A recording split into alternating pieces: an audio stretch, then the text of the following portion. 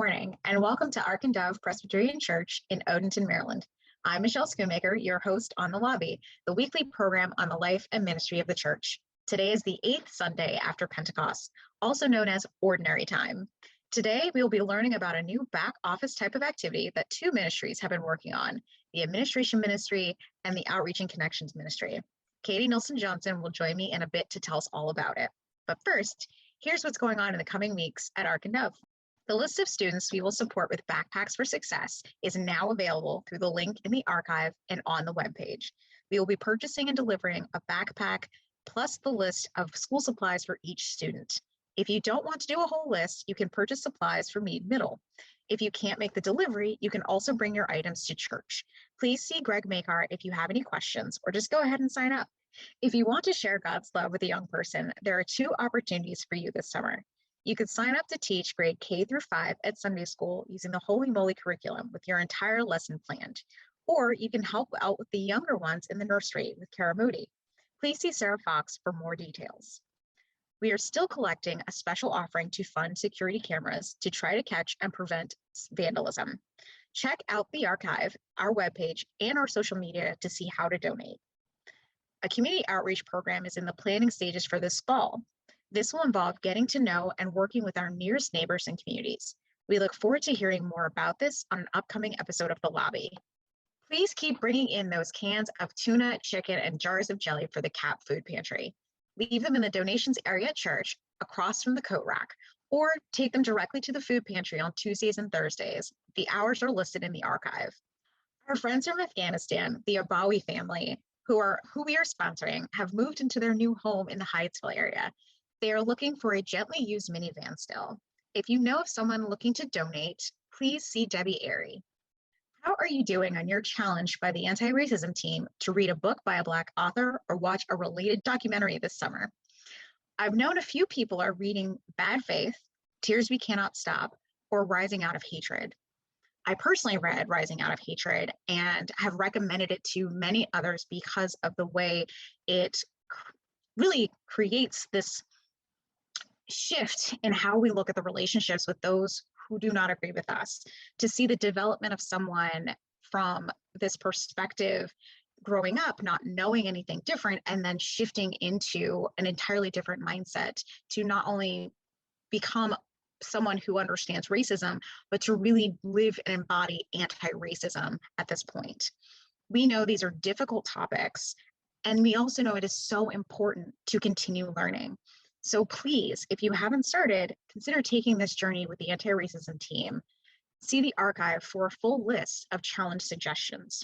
Now, I'm happy to welcome our Outreach and Connections Elder, Katie Nilson-Johnson, to talk to us about a new effort underway, together with the Administration Ministry. Hi, Katie. Hi, Michelle. Happy to be here. What exactly is this new effort?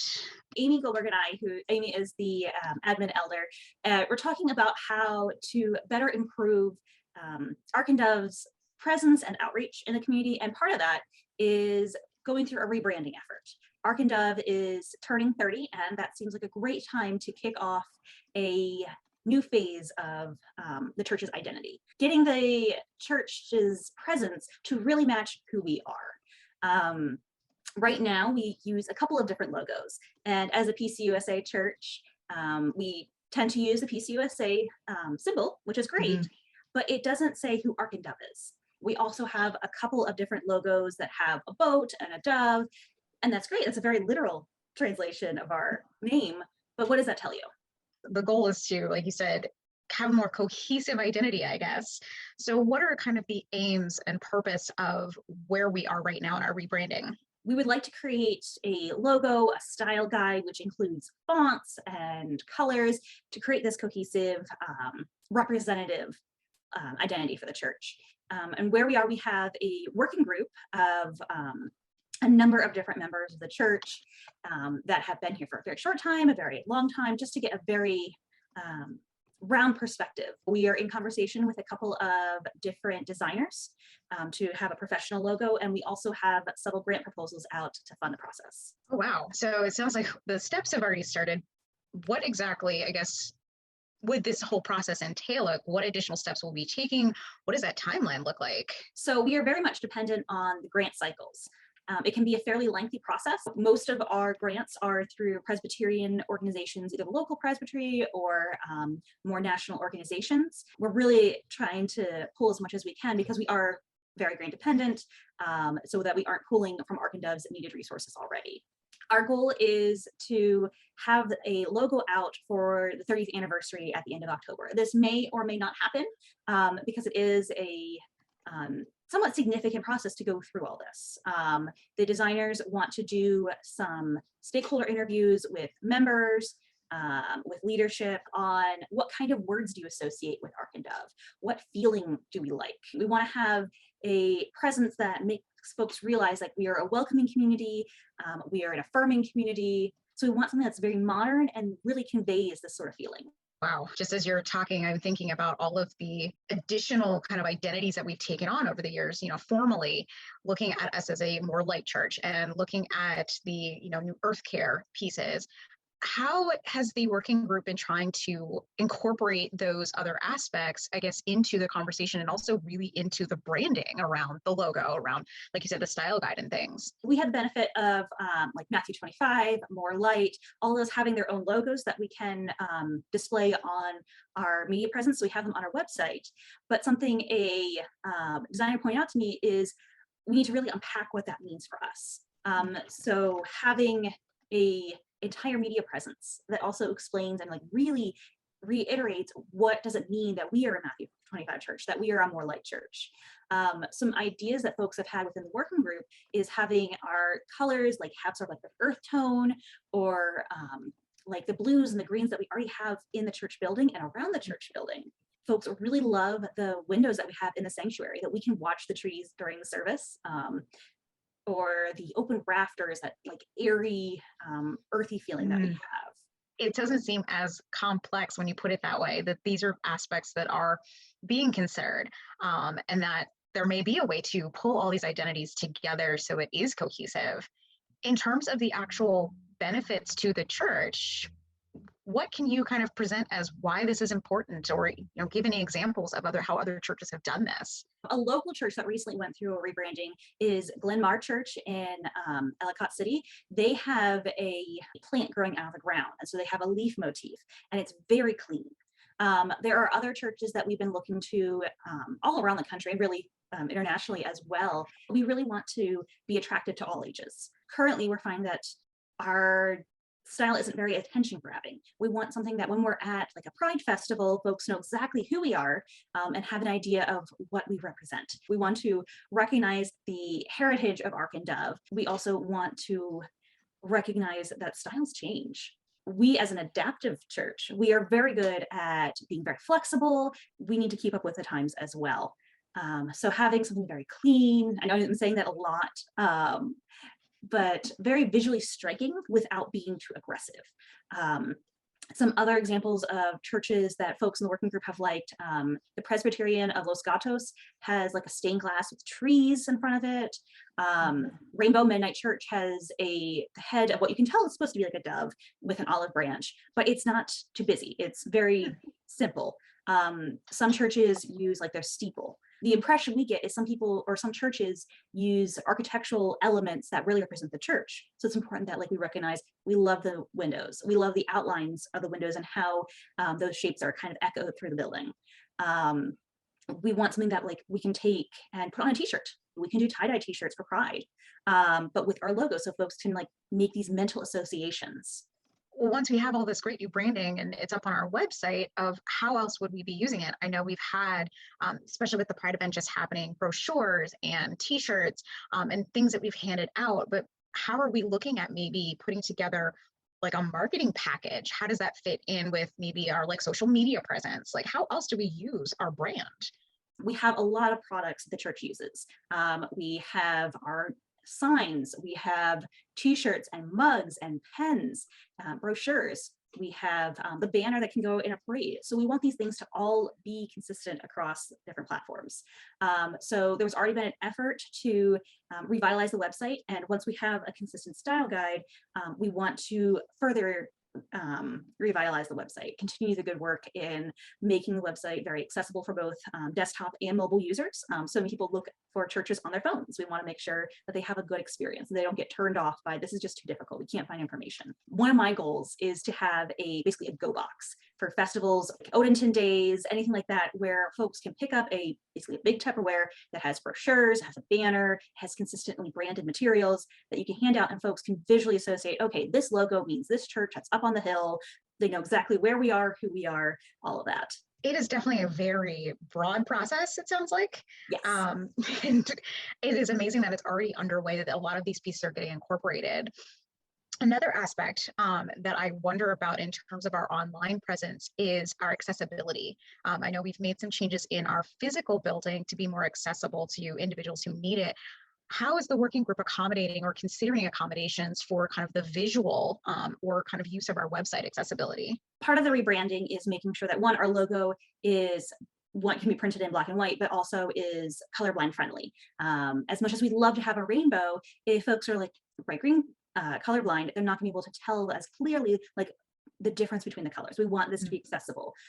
With the website, if we have it more mobile friendly, we also can tap into more accessibility tools to make sure it's more accessible for screen readers, for folks who have limited eyesight. That information is easily translatable. We want something that shows that we are welcoming of folks of different languages, of different backgrounds, different bodies. We've covered a lot of our bases. And that's one of the things I love about Ark and Dove, is that we have a lot of different people who bring these things to the conversation. And again, you've mentioned the working group and starting some interviews with leadership. So who actually is involved in this process at this point? And do you need, I guess, either additional support, or will that kind of be coming down in the next maybe few months? Right now, the working group is made up of around a dozen people. That is a fairly decent cross-section of the church. We have families, we have folks who very recently joined the church, folks who have been at the church for more than a decade, which for Ark and Dove is pretty good because we are a very mobile community, which is part of the importance of having a very distinct brand, because we have a very short window to let folks know who we are and where we are. But as we're moving into the redesign process for the website, for different products, we will be needing folks' input on what products they need. Do they have specific ideas on what needs to be on the website, or if they have specific skills for redesigning websites? If there are paper products that they think we might not remember, because we have so many different programs going on at church, we want to make sure that everybody is involved. And of course, if folks have contacts for different grants, we are always willing to hear about them too. Now that we've taken this on, and like you said, it's 30 years that we have been under kind of this one sort of umbrella for Ark and Dove, and we are trying to shift how our current identity is presented. How often at this point, I guess, would the working group maybe make recommendations after this of how often we should be rebranding or considering our rebranding process? Currently, the plan is that the working group is a fairly short-lived entity. We started in late spring, and we've been meeting every other week or so. But this summer, we plan to meet past the 30th anniversary because we know we will not get everything done in time, because just designing the logo can take up to 3 months, depending on which designer we go with. But it also is involving session. Several members of session are on the working group as well. So we have that leadership buy-in, which is fantastic. Session can always keep an eye on these things. It is also slightly within the duties of the outreach and connections elder as well as the admin, because these are things that directly impact our ministries. In terms of even what we were looking at with our long range planning, and knowing that things will change as the people in Ark and Dove change, as we are responding to the community and the wider world, how flexible can the rebranding be? Some elements can be very flexible. The logo, I think, will be the most difficult component of it because it takes a professional designer, someone who has the experience to know how nonprofit logos differ from a commercial merchandise logo, because we can't just use something like the Nike swoosh. What does that tell you? We need something that's a little more representative. But the components of the style guide, that can change. The colors to some extent can change depending on what our final logo design is.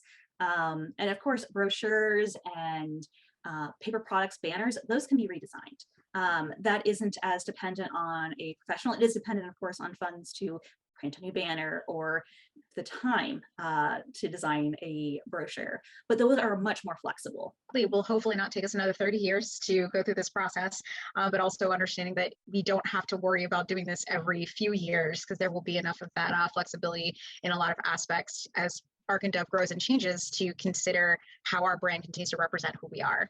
Was there anything else that you think would be important for Ark and Dove to understand about what is happening, what the process is, or just anything with this rebranding? We do regularly have a check-in with our long-range planning group. This serves as sort of a project success or failure checkmark.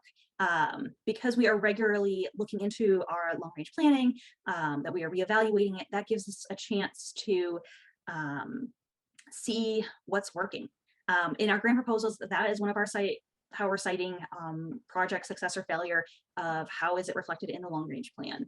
Ideally, with a grant, you would like to have some sort of like quantitative assessment of the success of the logo, but market research like that is expensive, and it's also very time intensive. To make it more church accessible, let's say, utilizing what entities we already have, leveraging those, that we saw as the best way forward for us. This has been such a great just a wealth of information to understand what we're going to be doing and what is already happening. So thank you so much for coming on today and sharing with us. Yeah, happy to be there. If anyone has any questions, feel free to reach out to me or Amy Goldberg. My church email is outreach@arkanddove.org. Awesome. Well, thanks everybody for watching today. Have a great week, and the live stream begins right now.